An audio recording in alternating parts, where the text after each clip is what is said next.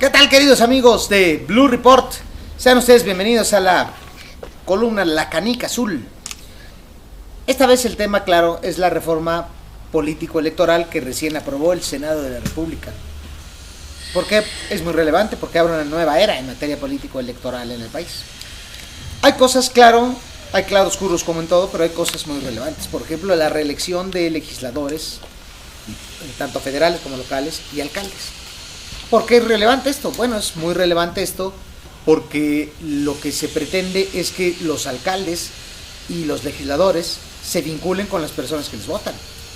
Trabajen para los que les votan y no trabajen para el jefe del partido político, en el mejor de los casos, o, ya sabes, ¿no? El jefe de la camarilla o del grupo político al que pertenezcan, como sucede ahora.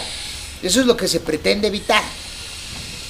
¿Se logrará evitar? Bueno, es lo que vamos a ver, pero es lo que se pretende evitar, que puedan vincularse a las personas y que el ciudadano esté en el epicentro del espectro político y no el partido político, que es como no debe de ser, sino el ciudadano es el que tiene que estar en el centro de todos los procesos políticos. Otras cosas relevantes, por ejemplo, es la creación del Instituto Nacional de Elecciones.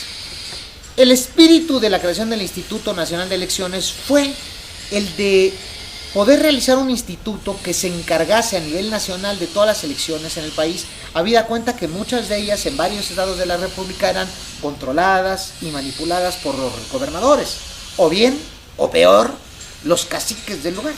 Entonces, habría que evitar eso.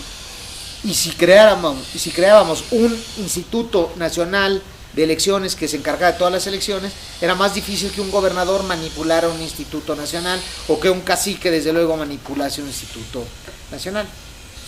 Salió un híbrido porque nos quedamos con el Instituto Nacional Electoral, nos vamos a deshacer de una marca ya consolidada como es el IFE, Instituto Federal Electoral, reconocido en el mundo. Sin embargo, no vamos a desaparecer los institutos locales. Entonces pierde un poquito de sentido el espíritu de la propuesta, ¿no?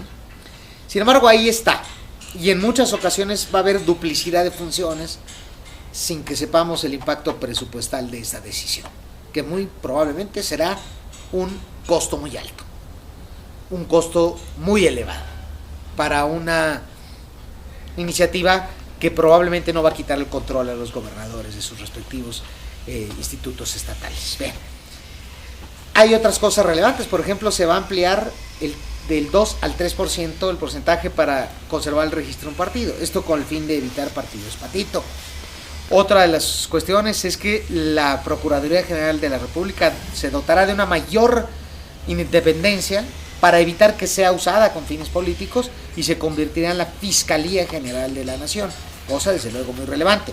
Otra de las cosas relevantes que quiero destacar brevemente es que el presidente de la República ya podrá optar por gobiernos de coalición. ¿Esto para qué? Pues para que tenga representatividad. El problema es que los presidentes en un México tripartita, donde hay 3 partidos políticos fuertes, pues ganan con 35% máximo y no tienen las mayorías, no tienen la representatividad que se requiere para poder lograr las cosas. Entonces el presidente podrá optar por un gobierno de coalición, en cuyo caso el gabinete tendría que ser sometido a las cámaras, al Congreso, con la sola excepción del secretario de la Defensa. Es esto muy revolucionario, muy relevante para esta nueva era político-electoral. Una pena, por ejemplo, que hayan dejado fuera la segunda vuelta presidencial, porque esa es con la que se podría solucionar, digamos, las discrepancias de los mínimos. Con ello solucionaríamos los mínimos, que estén muy pegados un candidato y otro. No obstante, en lugar de ello se optó por castigar los rebases de campaña cuando la diferencia sea de menos del 5%, cosa que es muy relevante porque podría caer en una nulidad cuando a billetazos se gana una elección, muy relevante, pero no está complementada con esta segunda vuelta presidencial que se mantuvo fuera de la agenda, pues desafortunadamente, algo que hubiera ayudado mucho a nuestra democracia. Y finalmente habrá que estar atentos a las leyes que expidan los congresos estatales respecto a la reelección de sus respectivos legisladores locales y alcaldes, porque como dicen, ahí en el detalle puede estar el diablo.